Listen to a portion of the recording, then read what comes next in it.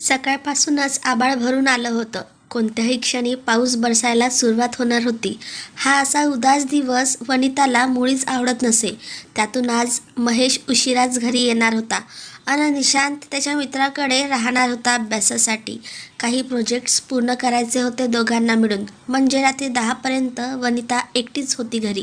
दुपारपासूनच कुठे कपाटावर, कुठे पुस्तकं वाच असं करून अंगावर येणारा वेळ कसाबसा काढला होता वनितानं. पण आता फारच कंटाळा यायला लागला होता तिला. स्वयंपाक उरकला, डिशवॉशरही लावून झालं. आता मात्र ती पुरतीच वैतागली होती. गरम गरम वाफाळत्या कॉफीचा कप घेऊन ती वरांड्यात येऊन बसत नाही तोच बेल वाजली. आता यावेळी कोण आलं असेल बरं? मनाशी नवल करतच ती उठली. बघते तर दारात निशांत उभा होता. का रे, काय झालं? अगं, स्कॉटच्या वडिलांची तब्येत अचानक बिघडली म्हणून तो आणि त्याची आई गेलेत दवाखान्यात त्यांना घेऊन. मग घरीच आलो. बाबाही उशिरा येणार आहेत ना गं? हो ना रे, बरं झालं तू घरी आलास ते. अगदी बोर झाले होते बघ मी. निशांत हलकेच हसला. गव्हाळ वर्णाचा आणि भरपूर उंचीचा लेख असा हसला की वनिता अगदी निरखून बघत असे त्याच्याकडे. मातृमुखी अन सदासुखी असं आई म्हणायची. त्याची आठवण तिला अशा वेळी हरकून येई. मम्मा, भजी कर ना गं मस्तपैकी, बाबांना खूप आवडतात. अन बघ कशी अगदी भज्यांचीच हवा आहे. अरे लबाडा, बाबांचं नाव कशाला रे सांगतोस? तुला हवीत म्हण ना. एकही बात है मदर इंडिया. अन वनिताबरोबर तो देखील खळखळून हसला. आंघोळ करून निशांत आला तोवर पाऊस पडायला सुरुवात झाली होती. वनितानं आधी महेशची आवडती चटणी मिक्सरमधून काढली. भज्यांचं पीठ भिजवणार तोच बेलचा कर्कश आवाज पुन्हा घुमला. बघ रे राजा जरा, आज तुझे बाबाही लवकर आलेले दिसतात. वनिताचं वाक्य पूर्ण व्हायच्या आधीच निशांतनं दार उघडलंही होतं. पण दारात महेश नव्हताच. एक गौरवर्णीय मध्यम वयाचा माणूस उभा होता. डोळ्याला सोनेरी काड्यांचा चष्मा, फ्रेंच कट दाढी आणि किंचितसे घारे डोळे. अंगावरचे कपडे थोडे भिजलेले. येस, निशांतनं प्रश्नार्थक नजरेनं त्यांच्याकडे बघितलं. अन बाहेर चमकलेल्या विजेच्या लोळाबरोबरच त्याच्या तोंडून सावकाश कष्टानं आल्यासारखे शब्द आले. Young man, I am your daddy. Sir, you are mistaken किंवा you are in the wrong house असं काहीतरी बोलायच्या विचारात असलेला निशांत एकदम गप्प झाला. बाहेर आलेल्या वनिताचा चेहरा पांढरा फटक पडला होता. एखाद्या दगडी पुतळ्यासारखी ती स्तब्ध उभी होती. कुठल्याही क्षणी खाली कोसळेल अशी. आई? गोंधळलेला निशांत आळीपाळीनं एकदा वनिताकडे नि एकदा त्या अपरिचित व्यक्तीकडे बघत होता. कोण आहे हा माणूस? खुशाल आपला बाप आहे म्हणून सांगतोय. अन आई? त्याला घरातून हाकलून लावण्याऐवजी इतकी सैरभैर का बरं झाली आहे? त्याला काहीच कळत नव्हतं. या द्विधा मनस्थितीतून त्याची सुटका त्या माणसानेच केली. I am sorry, me phone करायला हवा होता आधी. कल्पना द्यायला हवी होती. वनिताला फारच धक्का बसलेला दिसतोय माझ्या येण्याचा. निघतो मी. डोक्यावरची हॅट तिरकी बसवत तो भर पावसात भिजतच निघून गेला. त्याच्या मागे धाडकन दार लावून घेत निशांत वळला.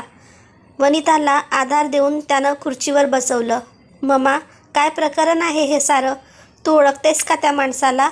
17-18 वर्षाच्या, अजून तारुण्य अन बालपण या दोन्हीच्या उंबरठ्यावर घुटमळत असलेल्या मुलाच्या स्वरातील धार वनिताला असह्य झाली. तू थोडा वेळ शांत बस पाहू. मला एकटीला राहू दे जरा वेळ. सोफ्यावरची उशी मानेखाली घेत तिने डोळे मिटून घेतले. सगळ्या शरीरातला उत्साह, ताकद जणू काही कोणीतरी काढून घेतलंय असं तिला वाटलं होतं. निशांतवर खोलीत निघून गेला अन बसल्या जागी ती आडवीच झाली. काळीज अजूनही धाडधाड उडत होतं तिचं. कोसळणाऱ्या पावसाच्या धारांचा आवाज अन मनातलं वादळ या दोन्हींच्या संगतीत ती बराच वेळ पडून होती. दारात लॅच की सरकवल्याचा आवाज आला अन ती उठून बसली. महेश घरी आला होता. हुश, दमलो बुवा. आज या पावसानं अगदी कंटाळा आणलाय. वनिताच्या मुद्रेकडे लक्ष जाताच तो बूट काढता काढता क्षणभर थबकला. काय ग, आज उदासशी? अगं, आज तर जाम खुश होणार आहेस बघ तू. ऑफिसमधला कुमारन आला परत भारतातून. अम्मानं खास साडी पाठवली तुझ्यासाठी. हातातलं पॅकेट तिच्या शेजारी ठेवत तो तिच्या बाजूलाच बसला. नेहमीच्या तिच्या उत्स्फूर्त स्वभावाप्रमाणे ती झडप घालून ते पार्सल उघडेल अन साडी स्वतःभोवती लपेटून आरशात बघेल अशी अपेक्षा होती त्याला. पण वनिताचा काही प्रतिसादच येईना. तेव्हा तिच्याभोवती हात घालून तिला त्यानं मायेनं जवळ घेतलं. मला सांगणार नाहीस? दुसऱ्या क्षणी सारा बाण फुटला तिचा. महेशच्या खांद्यावर डोकं ठेवून तिनं एक जीवघेणा हुंदका दिला. तो तो आला होता रे आज. महेश, मला खूप भीती वाटते रे. कोण? अनिल? एकदम दचकून जात महेशनं विचारलं. जणू वनिताचं भावविश्व ढवळून टाकणारी एकच व्यक्ती या जगात आहे हे ठाऊक असल्यासारखं. पण पुढच्या क्षणी तो शांत, गंभीर झाला. काय झालं? काय म्हणाला तो? लगेच निघून गेला. पण निशांतला भेटला रे तो. त्यानंच दार उघडलं अनिलला. अन तो त्याचा डॅडी असल्याचंही बोलला तो. निशांत कुठे आहे? महेश पटकन उठून उभा राहिला. त्याला आधी सावरायला हवं राणी. तो किती बावरलेला असेल. तू जेवणाची तयारी कर, मी आलो त्याला घेऊन. 2 पायऱ्या एकाच वेळी चढत महेश वरती गेला. निशांतशी तो काय बोलला ते वनिताला ऐकू आलं नाही. पण निशांत मुकाट्यानं त्याच्यासोबत खाली आला. वनिताच्या तोंडाची चवच गेली होती. निशांतही नुसताच अन्न चिवडत होता. एकटा महेश मात्र कमालीचा शांतपणे जेवत होता. जेवण उरकून तिघं बाहेरच्या खोलीत आले. बाहेरचा पाऊस आता आणखीनच तडतडत होता. नेहमीपेक्षाही नकोसा वाटला तो वनिताला. बस निशांत, आम्हाला दोघांनाही तुझ्याशी काही बोलायचं आहे. निशांतनं एक तीव्र दृष्टिक्षेप वनिताकडे टाकला. तो कोण होता ते स्पष्ट सांगा मला आधी. Is he real my father? एका दमात धाप लागल्यासारखा निशांत बोलला. हो, तो खरंच बोलला. He is your father. नीट ऐकून घे, मग त्रागा कर बेटा. आम्हा दोघांचं लग्न व्हायच्या आधी आईचं प्रेम होतं त्याच्यावर. म्हणजे मी तुमचा मुलगा नाही, मी निशांत राजन नाही. अन हे तुम्ही दोघांनीही लपवलं माझ्यापासून. खोटं बोलली आई माझ्याशी. अतीव संतापाने महेशचं बोलणं पूर्ण न होऊ देताच तो ओरडला. त्याच्या उंच कपाळावरची शीर धाळधाळ उडत होती. Watch your mouth Nishant. You are talking to your mother. महेशचा आवाज वाढला तसा निशांत पुन्हा खाली बसला. पण मनातल्या मनात तो दुस्मटतच होता. नीट ऐक आधी आई, अन मी सांगतो ते. अन पूर्ण ऐकल्याशिवाय एक शब्दही बोलू नकोस. नेहमीच्या संयमी आवाजात महेशनं निशांतला सारा भूतकाळ सांगायला सुरुवात केली. निशांत लक्ष देऊन ऐकत होता. पण वनिताचं लक्ष तिकडे नव्हतंच. तिच्या डोळ्यासमोरून पूर्वायुष्याचा चित्रपट सरसर उलगडत होता. मध्यम परिस्थितीतल्या आईवडिलांची वनिता एकुलते एक लेक. दिसायला आखीव-रेखीव सावळ्या वर्णाची नि सुरेख केसांची. अभ्यासात जात्याचीच हुशार. 10वी-12वी अन इंजिनिअरिंगचं शिक्षण पूर्ण करून नामांकित कंपनीत नोकरी पटकावते काय. अन वर्षभरातच कंपनी तिला परदेशी पाठवायचा निर्णय घेते काय. सारेच इतकं भरभर घडलं की मित्रमैत्रिणी, नातेवाईक सारे हेवा करत होते. आईबाबांना तर आपल्या सुविद्य सुस्वरूप मुलीला कुठे ठेवू नि कुठे नको असं होऊन जात असे. आयुष्यात सारं काही मनासारखं मिळतं बाई तुला, असं म्हणणाऱ्या सगळ्यांना आणखी एक धक्का बसला. दिवाळीच्या सुट्टीसाठी भारतात आलेल्या वनिताचं लग्नही ठरलं ते अगदी पटकन. नातातल्याच कुणीतरी अनिलचं स्थळ सुचवलं. शिकलेला, चांगल्या खानदानी घरातला अनिल अमेरिकेतच नोकरी करीत होता. खरं तर त्याला वनितासारखी करिअर गर्ल नको होती. पण त्याच्या घरच्या सर्वांनाच वनिता खूप आवडली आणि त्या दोघांचं लग्न थाटात पार पडलं. सुखाच्या हिंदोड्यावर झुलतच वनिता त्याच्याबरोबर विमानात बसली. टेक्सासला आल्यावर काही दिवस अगदी फुलपाखरासारखे उडून गेले. वनिताला तिच्या कंपनीनं आनंदानं तिथल्या प्रोजेक्टवर नेमणूक दिली. अगदी नव्या नवलाईचा दोघांचा संसार सुखाचा चालला होता. पुढे येणाऱ्या नशिबाच्या फेऱ्याची थोडीही कल्पना वनिताला नव्हती. अनिल आता मधून विकेंडला कामासाठी बाहेर राहतो. उशिरा येतो हे तिला कधी कधी खटकायचं. पण परत आल्यावर तो इतका गोड वागत असे की ती अगदी मोहरून जायची. एका काळ्याकुट्ट शनिवारी वनिताच्या ध्यानीमनीही नसताना ते घडलं. सकाळी नाश्ता करून दोघांनीही बाहेर जायचं ठरलं होतं. त्याप्रमाणे वनिता तयार होत होती. अनिल अंघोळीसाठी गेला असताना दारावर टकटक झाली. वनितानं की हॉलमधून बघितलं. दारात एक परदेशी स्त्री उभी होती. कडेवर 2 वर्षाचं गुटगुटीत मूल. Is Anil here? वनिता काही बोलणार तोच अनिल खोलीत आला. त्या स्त्रीकडे बघून तो इतका दचकला की वनिताच्या मनात एकदम अशुभाची शंका आली. पण त्या स्त्रीनं अनिलला काहीच संधी दिली नाही. एखाद्या चंडिकेसारखी ती त्याच्यावर तुटून पडली. You cheated me, how could you this to me, असं किंचाळत ती एका हातानं त्याला थापडा मारू लागली. वनिताचा अगदी दगड झाला. तिच्या तोंडातून शब्दही फुटेना. हिला फसवलं म्हणते ही. आणि माझं काय? माझं तर आयुष्यच उद्ध्वस्त केलं यानं. बातमी मिळताच वनिताचे आईवडील अथक प्रयत्न करून कसाबसा व्हिसा मिळवून अमेरिकेत पोचले. लाडक्या लेकीची अवस्था बघून ते बिचारे पारच खचून गेले. पोलिसात देऊया याला, असा सोडणार नाही मी. माझी मुलगी काय रस्त्यावर पडली होती काय? बाबांचा संताप आवरेना. पण वनितानं अन तिच्या आईनं त्यांना शांत केलं. जे घडायचं ते घडून गेले बाबा. एकतर त्यांचं एक आधीच लग्न झाल्याने आमचं लग्नही वैध नाही अन कोर्टानं त्याला करायला भाग पाडलं. तरी मला त्या नीच माणसासोबत संसार करायचा नाही आहे. आता मी माझ्या पायांवर उभी आहे. माझं आयुष्य जगायला समर्थ आहे मी, वनितानं निक्षून सांगितलं होतं. अनिल केव्हाच त्याच्या बायकोबरोबर राहायला गेला होता. पण वनिताच्या दुर्दैवाने दशावतार अजून संपवले नव्हते. थोड्याच कालावधीत तिला दिवस गेल्याचं लक्षात आलं अन ती मुळापासून कोसळून पडली. तिनं अनिलला फोन केला, पण अपेक्षेप्रमाणेच त्यानं कुठलीही जबाबदारी घ्यायला नकार दिला. आता वनितासमोर बाळाला जगात येण्याआधीच नाहीसं करणं एवढाच एकच उपाय होता. पण आईबाबांनी खूप समजावून सांगितलं तरी तिचा जीव ते करू धजावत नव्हता. सगळीकडून अंधार दाटून आल्यासारखं तिला वाटलं होतं. अशीच एक दिवस विमनस्क अवस्थेत ती ऑफिसच्या लंच टाईममध्ये डबा उघडून बसली होती. पहिला घास घेणार तो समोरच्या टेबलावरून शब्द आले, कितने दिन हो गए अम्मा के हात की इडली खाए. वनितानं दचकून त्या दिशेनं बघितलं. श्यामल वर्णाचा भरपूर उंचीचा एक तरुण तिच्याकडे बघून हसत होता. लीजिए ना, मेरी माँ ने बनाई है. वनितानं डब्याच्या झाकणात 2 इडल्या आणि चटणी घालून त्याला दिली. त्यानंही निसंकोचपणे त्या घेतल्या. वर आपल्या डब्यातला दहीभात तिला देऊ गेला. महेश राजन, मूळचा मद्रासचा, पण शिक्षणानिमित्ताने आणि नोकरीसाठी बराच काळ मुंबईत राहिलेला होता तो. वनिताच्या सेक्शनमध्ये बाकी कोणी भारतीय नव्हते. आधी ती संकोच आणि स्वतःच्या वेदनेच्या कोशात गुरफटून गेल्याने महेशशी मोजकच बोलत असे.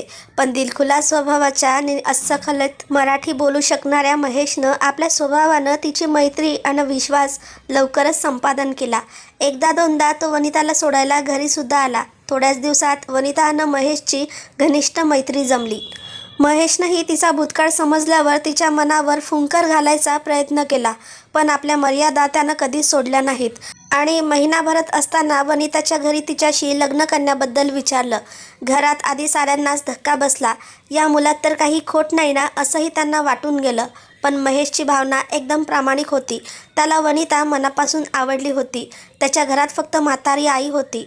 तिचा अर्थातच या लग्नाला विरोध होता. वनितानं आधी नाहीच म्हटलं त्याला, पण आईबाबांनी आणि स्वतः महेशनं तिची खूप समजूत काढली. तिच्या होणाऱ्या मुलाचं पितृत्व स्वीकारायला तो तयार होता. शेवटी महेशच्या निर्मळ मनाचा विजय झाला होता.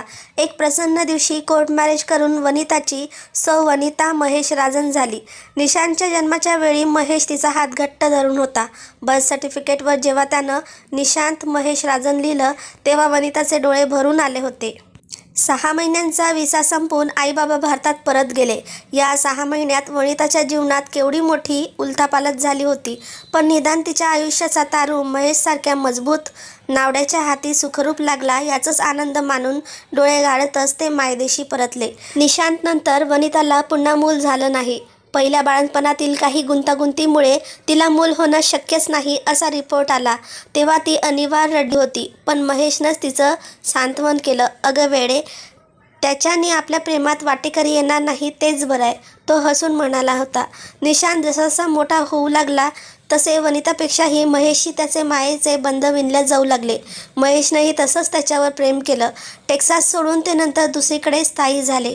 महेशनं नोकरीही बदलली. ग्रीन कार्ड आल्यावर वनितानं मात्र नोकरी सोडून पूर्ण वेळ निशांतच्या संगोपनातच घालवायचं ठरवलं. आयुष्याची विस्कटलेली घडी नीट बसली होती. महेशची आई एकदा येऊन गेल्या आणि सुनेचं सावळं सौंदर्य आणि शालीनतेनं त्या देखील हरकल्या. सारं काही सुरळीत चाललं होतं. आणि निशांत कॉलेजला जायच्या वेळी अनिलच्या रूपानं हे सावट पुन्हा तिच्या संसारावर घेट्या घालू लागलं होतं. महेशनं सांगितलेलं सारं काही निशांतनं नीट ऐकून घेतलं. काही काळ खोलीत जीवघेणी शांतता पसरली. निशांतच्या डोळ्यांच्या कडांना पाणी साचलं होतं. ते तसंच ओघळू देत ओठ दाताखाली दाबून तो हलकेच म्हणाला, मी बाबांना म्हणजे त्या माणसाला भेटलो एकदा तर चालेल का? मला एकदा भेटायचं आहे त्यांना. बाबा हे संबोधन अनिलसाठी ऐकून महेशला कोणीतरी आपल्या काळजावरून सुरी फिरवते असं वाटलं. हो जरूर, तुला वाटेल तेव्हा भेट तू, आवाज प्रयत्नपूर्वक काबूत ठेवत तो म्हणाला. निशांत पुढे काहीही न बोलता उठून वर गेला. वनिता आणि महेश किती जरी वेळ निशब्द बसून होते, पुढे साऱ्या नको नकोशा वाटणाऱ्या घडामोडी अगदी वेगाने आकार घेत गेल्या. अनिलनंही फोन करून निशांतला भेटायची इच्छा व्यक्त केली. महेशनं अगदी हसतमुखानं त्याला होकार दिला. निशांत त्या दिवसापासून वनिता आणि महेशशी कामापलीकडे बोलतच नव्हता. प्रत्येकाच्या मनात एक काहूर माजलं होतं. घरातली शांतता ही कमालीची स्फोटक बनली होती. पुढच्या आठवड्यात रविवारी अनिल निशांतची भेट होणार असं ठरलं. वनिता आणि महेश त्याला हॉटेलमध्ये सोडून देणार होते. अनिल तिथेच येणार होता. तासा दीड तासाने ते निशांतला परत न्यायला येणार होते. वनिताला सारखं रडू येत होतं. मधूनच ती महेशला बिलगून रडतही असे. तू रडू शकतेस वनिता, मी पुरुष आहे ग, मला रडताही येत नाही. वर्षानुवर्ष मेहनत करून एखादी सुरेख मूर्ती बनवावी आणि कुणा दुसऱ्याच माणसानं ती चोरून न्यावी तसं वाटतंय मला. तो एकदा खिन्नपणे म्हणाला होता, पण तितक्याच दृढपणे त्यानं वनिताला समजावलं होतं. वनिता, तुला अनिलबद्दल कितीही तिरस्कार वाटत असला तरी त्याचं बीज निशांतच्या मनात रोवू नकोस. शेवटी तो त्याचा मुलगा आहे आणि निशांतनं आयुष्यातले सारे निर्णय स्वतःच घ्यावे हे मत आहे माझं. त्याच्यावर कुठलीही गोष्ट लादल्या जायला नको. महेश, तुला भीती नाही का रे वाटत? तो अनिलच्या जास्त जवळ जाईल आणि आपल्याला दुरावेल याची? वाटते कधी कधी. एखाद्या दुबळ्या क्षणी मीही माणूसच आहे ग. पण खरं सांगू वनिता, माझं मन मला सांगतं अशा वेळी मी फक्त त्याला जन्म दिला नाही, बाकी सारं केलंय. तो माझा मुलगा नाही हे कधीच वाटलं नाही मला.